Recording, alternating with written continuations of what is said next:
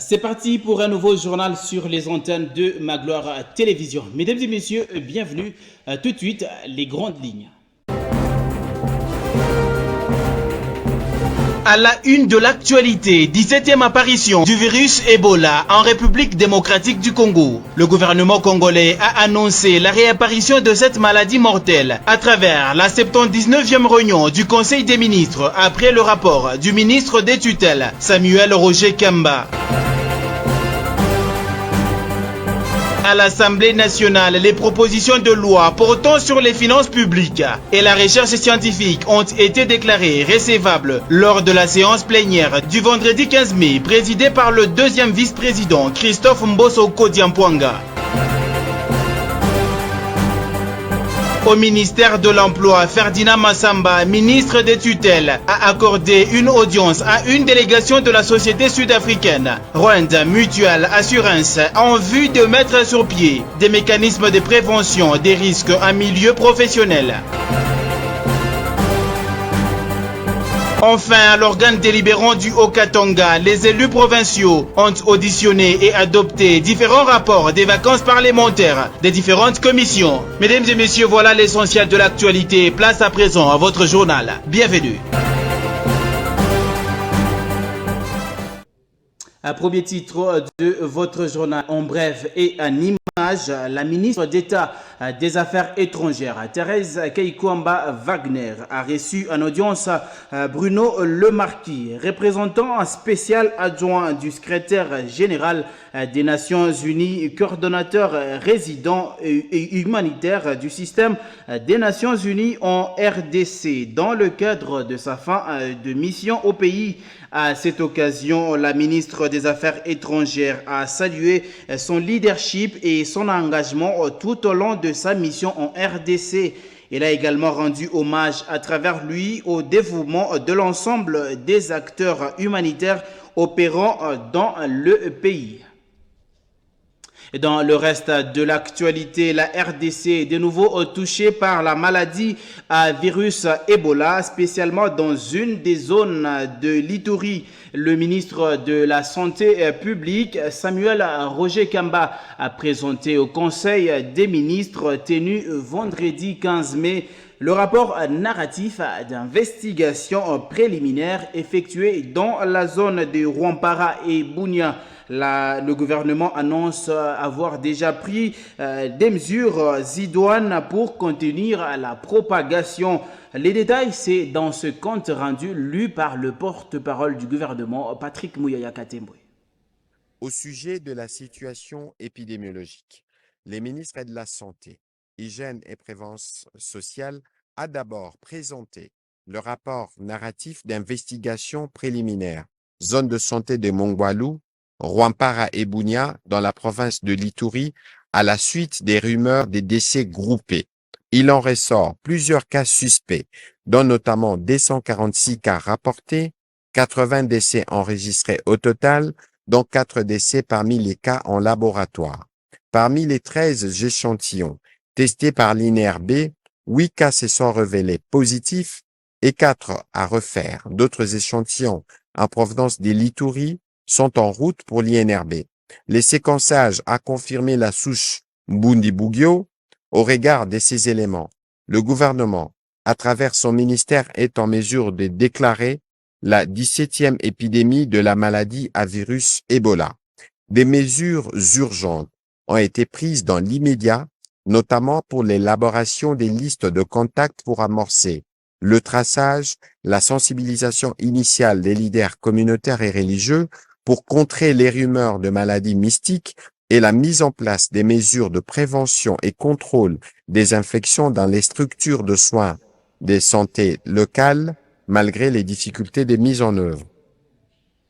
Rendons-nous à présent à l'Assemblée nationale où les textes sur les propositions de loi portant sur les finances publiques et la recherche scientifique initiés respectivement par le député national Flori Mapamboli et Dorothée Madia, ont été recevables lors de la séance plénière du vendredi 15 mai présidée par le deuxième vice-président Christophe Mbosso à l'absence du président de la Chambre basse. Suivez.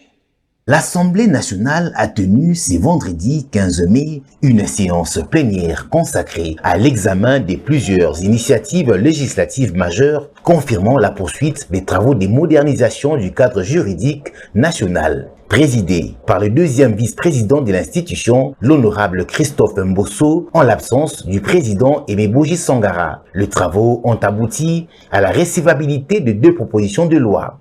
Il s'agit notamment du texte portant réforme de la législation sur les finances publiques initié par le député national Flori Mapamboli, axé sur le renforcement des mécanismes de mobilisation des ressources de l'État, notamment le titre public. La présente proposition de loi vise ainsi à adapter le cadre légal aux réalités contemporaines de finances publiques en, premièrement, consacrant explicitement la possibilité pour l'État de recourir aux emprunts auprès des institutions financières, bancaires et non bancaires, autorisant, ça c'est le point 2, l'émission de titres publics sur le marché financier, ouvrant, troisièmement, la voie au recours aux marchés financiers internationaux pour le financement des investissements publics et des besoins stratégiques de l'État. La deuxième proposition de loi concerne la recherche scientifique et technologique portée par la députée nationale Dorothée Madia. Visant l'actualisation du cadre juridique, les députés nationaux ont également auditionné et adopté les rapports de la Commission Environnement et Ressources naturelles relatifs à la réforme des principes fondamentaux de l'agriculture présentés par les députés nationaux. Soumei Kitenge, la séance plénière a été aussi marquée par des motions d'information relatives à des préoccupations politiques et sociales, notamment des cas présumés d'intimidation d'élus. Le deuxième vice-président de la Chambre basse du Parlement, Christophe Mbosso Nkodia, a rappelé à cette occasion les garanties constitutionnelles et le respect des règles républicaines. Aucun député ne peut être arrêté ni détenu sans l'autorisation du bureau. Vous avez les règlements intérieurs, vous avez la Constitution, tout ça c'est dit. Les honorables députés sont revêtus des humilités pour vous permettre de vous exprimer librement et pour que personne ne puisse vous poursuivre pour tout ce que vous avez dit ici devant la tribune. Cette plénière s'inscrit dans la continuité du travail parlementaire en faveur du renforcement du cadre législatif et du contrôle de l'action publique. La séance est suspendue. Dans un autre registre, le ministre de l'Emploi et Travail, Ferdinand Massamba, a accordé une audience à une délégation de la société sud-africaine Rwanda Mutual Assurance, conduite par son directeur général Bilal Adam. Les échanges ont porté sur les mécanismes de la mise en place d'une structure forte pour œuvrer dans la prévention des risques en milieu professionnel. La rencontre a eu lieu au cabinet du ministre de l'Emploi. Suivez ici le contour de cette rencontre dans ce propos du directeur général Bilal Adam. Nous avons rencontré le ministre du Travail parce qu'il fallait que nous puissions discuter avec lui sur tout ce qui est couverture sociale, donc parlant de la sécurité sociale des travailleurs et voir ce que nous pouvons apporter à la République démocratique du Congo en termes de notre expérience et capacité. Nous sommes une société d'assurance en Afrique du Sud, évoluant dans le domaine de la sécurité sociale. Nous couvrons tout ce qui est indemnisation, tout ce qui est prévention, tout ce qui est rééducation, tout ce qui couvre en fait la vie des travailleurs en Afrique du Sud. Nous sommes venus rencontrer le ministre parce que nous voulons travailler main dans la main avec le ministre dans ce domaine, qui est vraiment un grand domaine, qui demande de l'innovation, qui demande un peu disons, le bien-être des travailleurs. Alors nous voulons apporter notre main de soutien par rapport à ce qui s'est fait ici au Congo. Le feedback du ministre était vraiment positif. Le ministre a eu très souci au fait de l'état des travailleurs ici au Congo. Donc il était déjà à son niveau en train de penser comment améliorer les conditions du travail, la vie des travailleurs ici au Congo. Notre démarche était tombée sur de très bonnes oreilles du ministre qui était déjà lui-même aussi concerné par rapport à tous ces problèmes de travailleurs. La prochaine étape est vraiment simple. Nous inviterons le ministre avec son équipe de venir en Afrique du Sud pour palper tout ce que nous lui avons dit de près, donc voir la réalité des choses sur place en Afrique du Sud, de manière à ce qu'il puisse vraiment se faire une bonne conviction par rapport à ce que nous sommes, et à partir de là nous verrons la suite, comment nous allons évoluer ensemble. Retour en province sous la direction du président de l'Assemblée provinciale Kabouemamba Michel. La séance plénière du vendredi 15 mai 2026 était basée principalement sur l'audition et l'adoption des rapports des vacances parlementaires de la mission effectuée à Kinshasa dans la capitale par le rapporteur de la première institution en province, celui de la commission emploi-salaire, ainsi que les motions d'information. Plus de précisions, c'est dans ce reportage signé Esther Mbouyi et Dieu merci Tchounza. Honorables députés et très chers collègues, la séance suspendue mercredi le 13 mai 2026 est reprise. Poursuite, c'est vendredi 15 mai 2026 sous la houlette du président de l'Assemblée provinciale du Haut-Katanga, l'honorable Kabouemamba Michel, de la séance plénière suspendue le mercredi 13 mai dernier avec la présentation du rapport des vacances parlementaires présenté par l'honorable Michel Ntumbavishka, élu de Lubumbashi. Ces rapports est déclaré recevable et adopté moyennant quelques amendements. Les élus légitimes du peuple ont aussi suivi le rapport de synthèse de la commission emploi-salaire chargée de s'enquérir de la réclamation des salaires et primes de médecins et autres personnels soignants dans la zone de santé des Mitwaba, ainsi celui de la mission effectuée à Kinshasa par les rapporteurs de l'organe délibérant David Kitondo Mumba sous la gestion des digitalisés des séances plénières par intelligence artificielle. Ces deux rapports jugés pertinents par les honorables députés ont été adoptés après des observations y apportées. Au chapitre de motion d'information, l'honorable Assia Joël a parlé de la multiplicité des missions, des contrôles exercés au sein des ETD par divers services et institutions de l'État. Elle a proposé à cet effet une séance du bureau avec le procureur général pour des explications et clarifications sur les compétences et les limites d'intervention du parquet afin de préserver le bon fonctionnement des institutions publiques. L'honorable Benatar Chilufia, élu de Lubumbashi, a dénoncé les non-paiements des agents collaborateurs ainsi que la fermeture non annoncée des comptes de radio-télévision établis à Lubumbashi en violation du Code du travail. Elle a recommandé que les promoteurs soient invités afin de répondre aux préoccupations légitimes des employés, car cela fait déjà plus d'une année et demie que ces agents vivent dans la vulnérabilité socio-économique. L'honorable Julien Kassania a clôturé cette série avec la situation de la paye des agents de l'Institut supérieur pédagogique de Lubumbashi, ISP en sigle, concernant l'ordre de paiement informatisé déposé à la banque payeuse dont le montant est inférieur à celui sur le listing des payes, ce qui bloque le processus de paiement de ces agents. Nous venons d'épuiser toutes les matières inscrites à l'ordre du jour. Je vous félicite pour le travail capacité. La séance est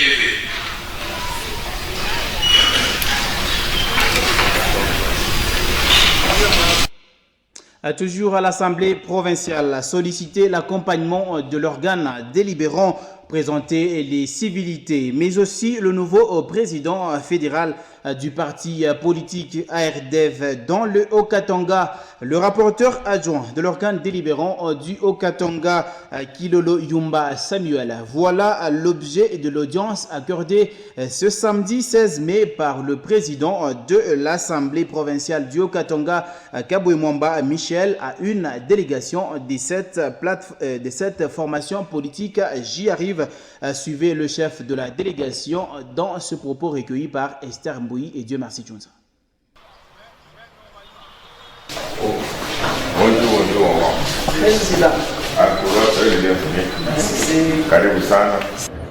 Comme membre de l'Union sacrée de la Nation et fils, partenaire de l'UDPS, parce qu'on va œuvrer également ici dans la province du Haut-Katanga, il nous a paru plus qu'impérieux de rencontrer les autorités pour non seulement leur présenter des civilités, mais également procéder à la présentation de notre fédéral. Le gouverneur intérimaire étant absent de la province, nous avons été vus dans l'obligation de rencontrer le président de l'Assemblée provinciale, lui présenter des civilités, lui présenter également notre fédéral et obtenir de lui quelques orientations et conseils pour que, bien évidemment, nous demeurions dans l'accompagnement de son Excellence Félix Antoine Tshisekedi Tshilombo, notre haute autorité de référence de l'Union sacrée. Et nous avons eu un échange fluctué et nous avons sollicité à cause de certains dérapages qu'il y a, parce que tous, IDPS, ARDEV et autres, nous sommes dans l'Union sacrée et notre mission, c'est d'être de vrais lieutenants de Félix Antoine Tshisekedi Tshilombo pour l'accompagner de faire réussir sa mission. Et nous avions sollicité du président et obtenu son assurance pour l'encadrement et également être celui, l'interprète auprès des autorités pour permettre à ce que entre le fils des filles et fils de l'Union sacrée, la concorde, l'harmonie et l'amour pour servir le pays, accompagner le chef de l'État puisse se réunir. Totalement satisfait, d'autant plus que ce que nous avons dit au président de l'Assemblée provinciale, il a été d'une oreille attentive et il nous a rassurés également de son accompagnement, de son encadrement en tant que premier responsable de la première institution provinciale, de manière à permettre à ce que la convivialité règne, l'harmonie règne, non seulement au sein de l'Union sacrée, mais également dans les confins de la province qui préfère du Haut-Katanga, pour que des incidents de ces natures ne se reproduisent plus, pour que la sécurité, la paix qui vont concourir au développement harmonieux, non seulement de la province, mais également de l'ensemble du territoire national qu'est la République démocratique. Vous venez donc de suivre là César Mbaya, chef de la délégation au sortir de l'audience. Mesdames et messieurs, place à présent à l'actualité sportive.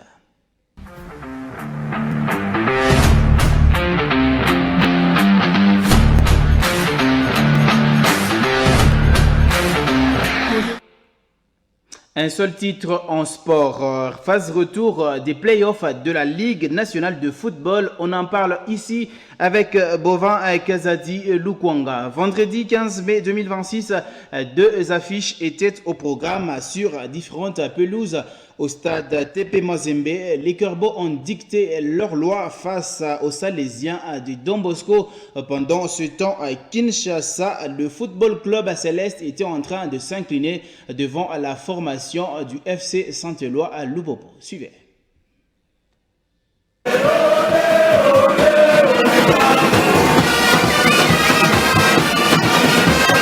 C'est ici dans la cabine Kamalondo, répété, mouvementé qui situe le temple mythique des Corbeaux du tout-puissant Mazembe Anglebert. Un stade qui redonne chaque fois sourire aux fanatiques de cette équipe noire et blanc. Le cas récent est celui d'une victoire précieuse enregistrée face aux Salésiens d'SS Don Bosco à l'occasion de la phase retour des playoffs du championnat national de football de la République démocratique du Congo. Don Bosco a goûté aux vrais délices d'une chicote de 4 buts contre 2. Après ses grimaces face à l'AS Vita Club aux Aigles du Congo, Mazembe a reçu de calmer cette hémorragie de bleu et blanc avec un Faverdi Bongeli réaliste devant la cage. Le jeune Faverdi Bongeli s'est illustré à la 8e minute grâce à une passe des courses de Ilume Mbongo. Il y a cette couverture de Bonyang Et l'ouverture du score de Faverdi Bongeli pour le tout-puissant Mazembe Anglebert. Une bonne réalisation qui a offert une joie des courtes durées, car maîtrisée par cette égalisation sur un pénalty parfait de contre-pied de Samuel Ngono à la 15e minute. 3 minutes plus tard, soit à la 18e minute, Faverdi Bongeli plante son doublé sur un geste technique parfait avant d'enchaîner sa frappe au fond des filets. Attention, Faverdi Bongeli à nouveau, il est dans la surface de réparation. Faverdi Bongeli, le crochet! Et doublé pour la pépite Faverdi Bongeli qui permet au TP Mazembe de repasser devant. Dans cette rencontre, c'est allé très vite pour les Corbeaux. L'homme du match, Faverdi Bongeli, soucié d'ajouter la mise, offre une bonne passe à Hassani Satala à la 29e minute qui signe les 3e buts de Corbeau. 3 buts contre 1, score qui a sanctionné la première partie. Au retour à 10 citrons, Don Bosco augmente la pression pour réduire la marque à la 60e minute, but signé Dylan Lumbu qui a réussi à effacer le défenseur central de Mazembe, Tambwe Kalonji. Attention à cette mauvaise passe, Dylan Lumbu qui a l'occasion de marquer le 2e but, le crochet de Dylan Lumbu. Don Bosco a été cloué à la baguette à la 73e minute sur une bourde de son gardien Roubembe, réalisant une passe à l'adversaire. Cheikh Oumar Fofana plante le 4e but des Mazembe. Maintenir ce ballon. Attention, quelle erreur du gardien! Et Cheikh Fofana. Pendant ce temps, à Kinshasa, précisément au stade Tata Raphaël, le Chebilo d'FC Saint-Éloi Lupopo n'ont pas utilisé plusieurs verbes que gagner. Cela était l'unique action réalisée face au Chérubin de Céleste Football Club. Lupopo ouvrait les scores matinalement, soit à la 2e minute de jeu. Après les coups d'envoi de la partie, Jean-Benoît Toukumbane reçoit un centre venant de la droite. Étant presque seul dans la surface, n'a pas hésité de planter sa tête à bout portant dans le sens opposé du gardien adverse. Attention, le centre à venir, le coup de tête. Bien sûr, matché, Toukumbane Maga. Un but de classe qui a permis à Lupopo de se relancer dans la course. Après sa défaite face à Vecleb, Lupopo croisera Don Bosco mardi 19 prochain à Lubumbashi dans un duel qui s'annonce palpitant. Oui, c'est donc terminé, Lupopo s'impose devant la formation des Célestes. L'autre étape de ce journal, c'est la page internationale à suivre dans quelques minutes.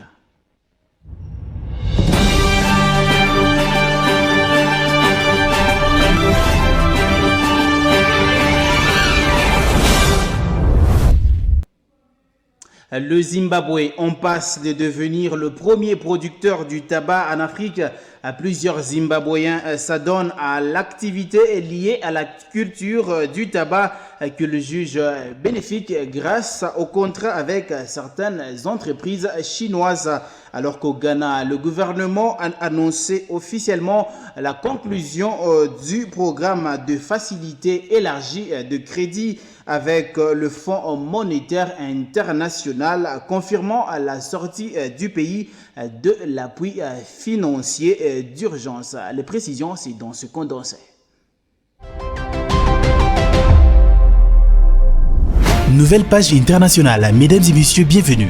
Des rangées des plants de tabac vert s'étendaient jusqu'à la brousse dans un vaste champ où cette culture a retrouvé des niveaux records au Zimbabwe, grâce notamment aux petits exploitants sous contrat avec des entreprises chinoises. Plusieurs dizaines de futurs producteurs de tabac ont examiné les larges feuilles lors d'une journée de formation sur le terrain consacrée à la culture de ces plantes, dont le Zimbabwe est le premier producteur en Afrique. Parmi eux figurait Reed Sola, 64 ans, l'un des quelques 300 agriculteurs qui cultive aujourd'hui du tabac dans la région du Matabeleland du Sud, qui n'est traditionnellement pas une région productrice du tabac. Le maïs n'était pas rentable car il était sujet aux maladies, a déclaré Sola à l'AFP, en espérant une récolte fructueuse pour sa nouvelle entreprise. Cet homme corpulent, vêtu d'une salopette bleue, travaille pour Atlas Agri, une entreprise basée aux Émirats Arabes Unis qui figure parmi les plus importantes des 44 négociants et sous-traitants enregistrés dans ce pays d'Afrique australe.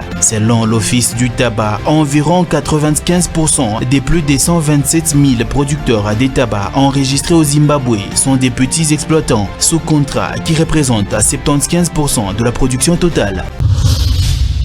Au Ghana, le gouvernement ghanéen a officialisé vendredi la conclusion du programme de facilité élargie de crédit avec le Fonds monétaire international, confirmant la sortie du pays de l'appui financier d'urgence. Cette annonce intervient dans la continuité du processus de transition engagé depuis décembre 2025 par le président John Dramani Mahama. Après un redressement des principaux indicateurs économiques, le gouvernement du Ghana a annoncé vendredi la conclusion réussie de son programme de facilité élargie de crédit FAKE avec le Fonds monétaire international FMI, marquant une étape décisive dans le processus de stabilisation et de relance économique du pays.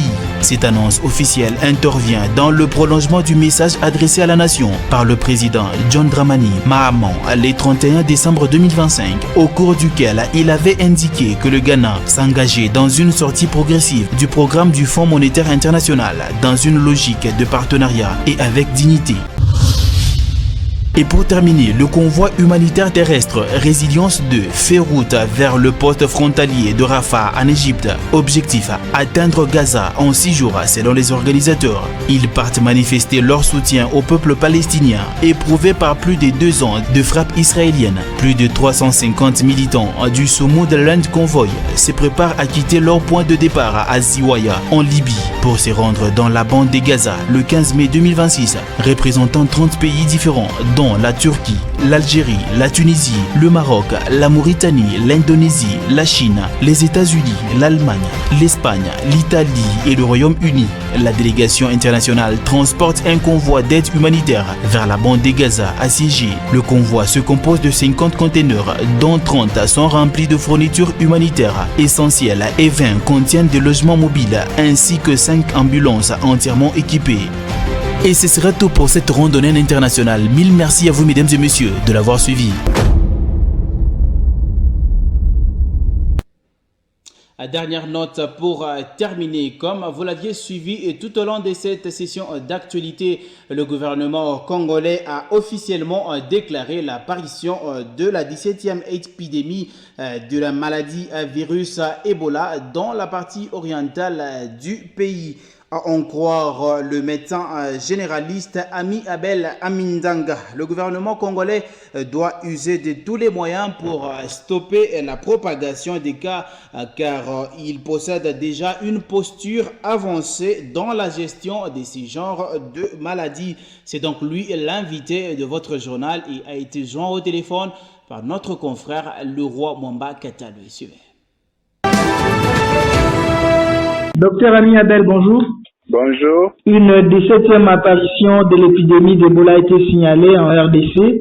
Est-ce que cette nouvelle apparition est signe de fébrilité de notre système sanitaire ou il y a rapidité dans l'annonce de la fin de cette maladie? Non, ce n'est ni l'un ni l'autre des cas. Une épidémie d'Ebola, c'est tout à fait normal. Il faut savoir que la fièvre hémorragique d'Ebola, c'est une maladie virale qui n'a pas de traitement curatif. Donc, on ne peut pas avoir un médicament qui guérit d'Ebola. Par contre, nous avons fait un pas avec notre fameux savant congolais, mais on a mis sur pied le vaccin. Alors, la meilleure politique serait de mettre ce vaccin à la disponibilité de tout le monde, surtout dans les zones à haut risque. C'est peut-être là que le bas blesse, peut-être que là, ça n'a pas du tout bien marché. Alors, comme vous le savez, Ebola, ça ne peut que venir lorsque le facteur de risque ne sont pas pris en compte. Ebola provient de la consommation des animaux sauvages. On ne va pas interdire aux gens de consommer la viande de ces animaux-là. C'est tout ce qui est problème, ce qui est difficile. La viande, les chauves-souris, les singes, tous ces animaux sauvages sont de réservoirs de cette maladie parce que c'est une zoonose.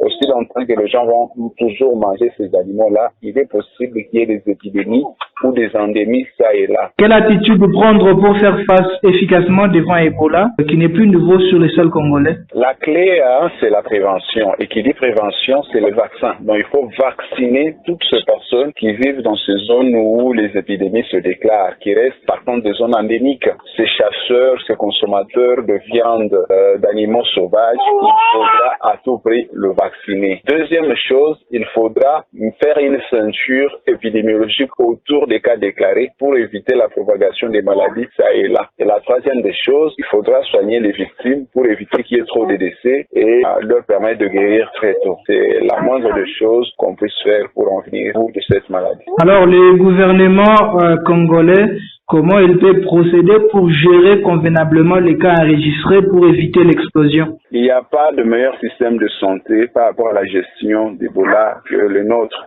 Ça, il faut le savoir. Le bassin du Congo, le gouvernement congolais, notre ministère, en tout cas, s'il faut dire à la perfection, je peux me le permettre, mais il faudra que le moyen suive parce que ce malade-là, ces personnes qui seront mises en quarantaine, toutes ces personnes-là ont besoin d'être soutenues sur le plan social, sur le plan alimentaire, ainsi de suite. C'est là que le problème le va blesser. Mais par contre, nous restons sereins et nous faisons confiance aux mesures qui seront prises. Docteur Ami Abel, merci d'avoir répondu aux questions de Mambo Radio-Télévision. Merci beaucoup. Et ça aura été un grand plaisir pour nous de vous avoir servi durant toute la semaine. Merci à vous, mesdames et messieurs, pour votre fidélité dans l'espoir de vous retrouver très prochainement avec la même détermination.